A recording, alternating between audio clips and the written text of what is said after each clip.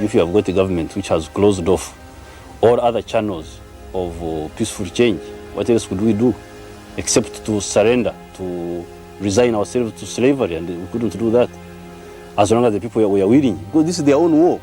The people are actually the ones who urged us on to fight. If we do not have this support, we would never have started such a war. So it is to the people's benefit themselves. And the fact that they have been able to bear this suffering, as you have seen, is a testimony to the fact that this is their own war. These people are just using us. We are the instruments. If we had not started the war, we would have been declared traitors. We studied the dynamics of the situation. We knew that although we had 27 armed people, but we represented millions of potential soldiers. These thousands here, they were all civilians, all peasants. Many of them were peasants. So although the 27 armed people were a small number, they represented a huge force of potential soldiers. And we knew that with the correct tactics, we could enable the 27 to mobilize the millions who were on our side, but were not properly organized.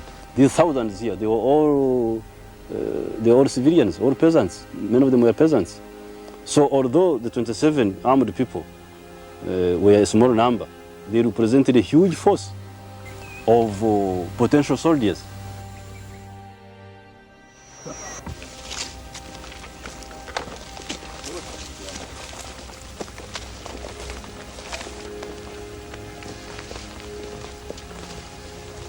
But also I've been organizing among other strata, like for instance the intellectuals from the towns, and also in the working class, and also the big businessmen. We also mobilize among them, as you can see, people of our external committee. Many of them are middle class people.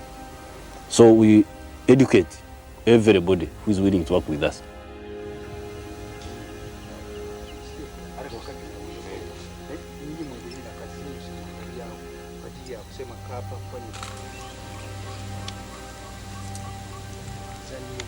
Kati anakuja hivi kwa njia hii, unajua wakati anafika hapa kwanza na sasa pale tunaweka huko.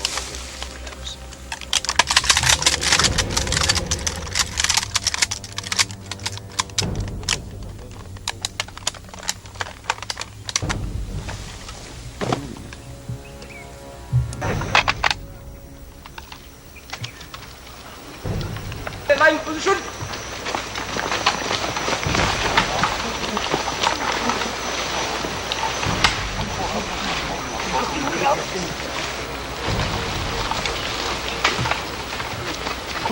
That's it, that's it.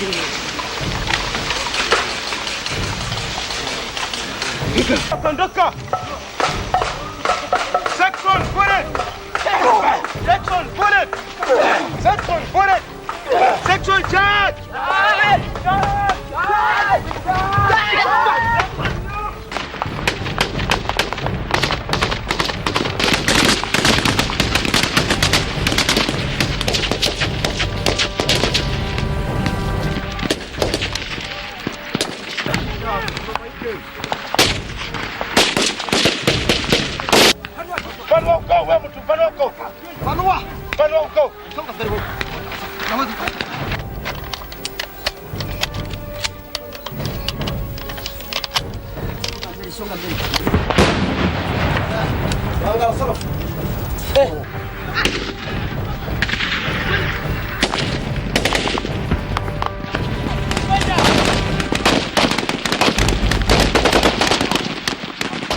We have reached the stage of mobile warfare, where we can be able to employ relatively big units, brigade strength units, battalion strength units.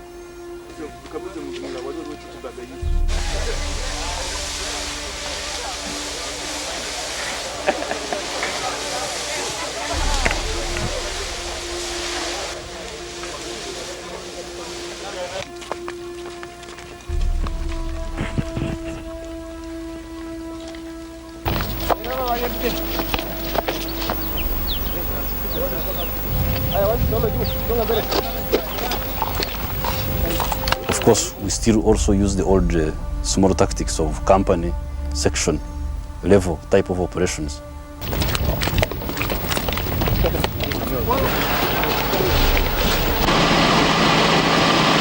It's just advancing consciously. Because we are expecting the enemy. Just now, in front of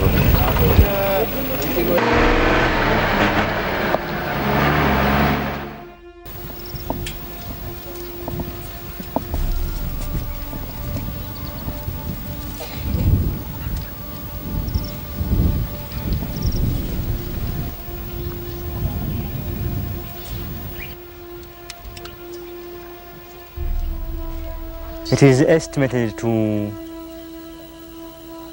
15,000. 10,000 being killed or massacred, and 5,000, about 5,000 have died from disease. But Obote is killing everybody, the peasants, the working class, young children. So on the side of human rights, the repression of Amin did not go as deeply as the repression of Obote. I was staying in Makindi.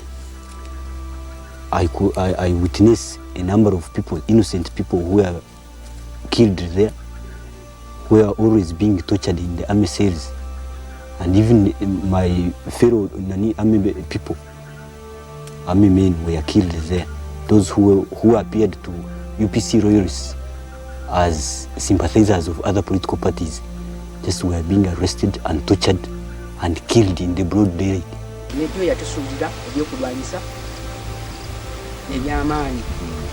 That he runs away from Obote, who is killing them, has been killing them, is killing them, even recently was sharing them.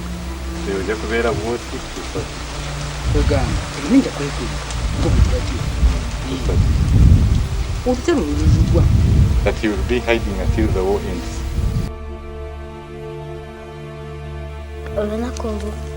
Basoka nebaseeringa nebayingira nebajja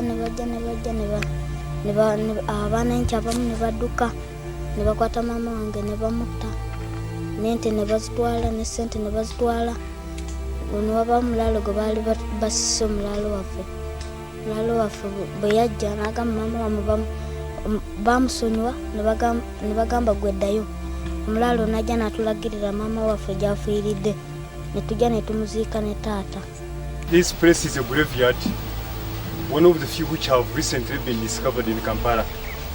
This one exactly is in Rubiru barracks. Mainly those were those suspected to be the sympathizers of the people Obote called bandits. The common characteristic is that a popular cause, which is very popular, but backed by initially irregular forces which are not regular armies, and which are not as armed as the establishment army, by using guerrilla tactics, eventually they build up enough strength to overwhelm the enemy.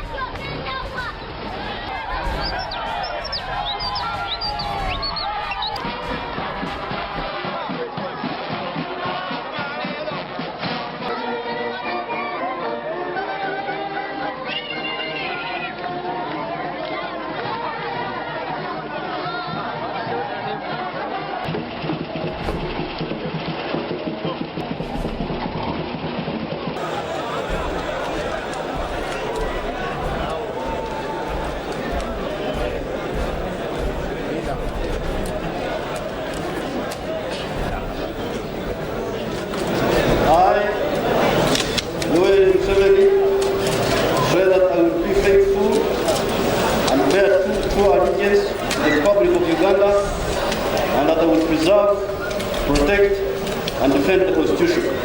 So help me God.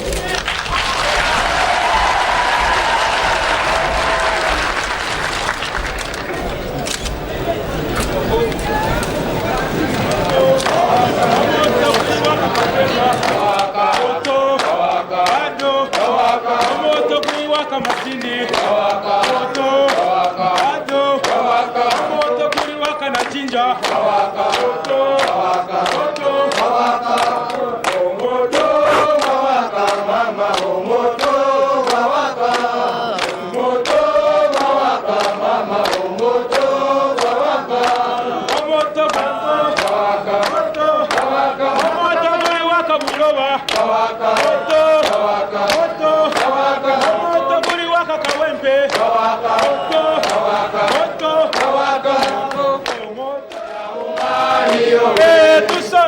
Tusonge mpaka na jinja hivyo leo nifunzeni siasa mbinu za vita vya umote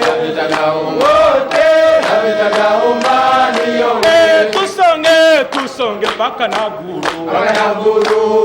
background be military. Why?